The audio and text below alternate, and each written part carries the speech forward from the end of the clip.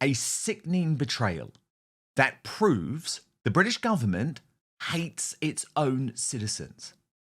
That proves that degenerate scumbag Slippery Starmer cares more about international law, about Davos and illegal migrants than his own patriots. That proves we no longer have a justice system, but just a judiciary that will always work in tandem with the deep state against the interests of the people.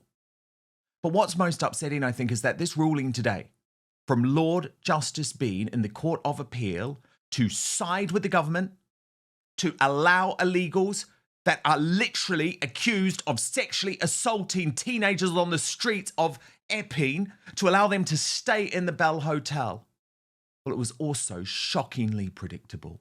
Watch. Ad hoc interim injunction applications seeking closure of particular sites may each have some individual merit, but the judge's approach ignores the obvious consequence that closure of one site means that capacity needs to be identified elsewhere in the system.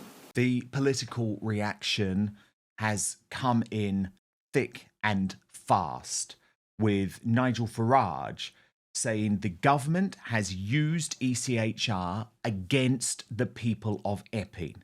Illegal migrants have more rights than the British people under Starmer. And from Robert Jenrick, this is an extremely disappointing decision. Yvette Cooper used taxpayer money, your money, to keep open a hotel housing illegal migrants. The government's lawyers argued accommodating illegal migrants was in the national interest. In court, they said the right of illegal migrants to free hotels is more important than the rights of British people. Well, they are not. The British government should always put the interests of the British people first. But Lord Bean didn't today. Watch. The Court of Appeal grants the Home Secretary's application for permission to appeal against the decision dismissing her application for party status, and further grants the Home Secretary intervenor status in the litigation between the Council and Somani.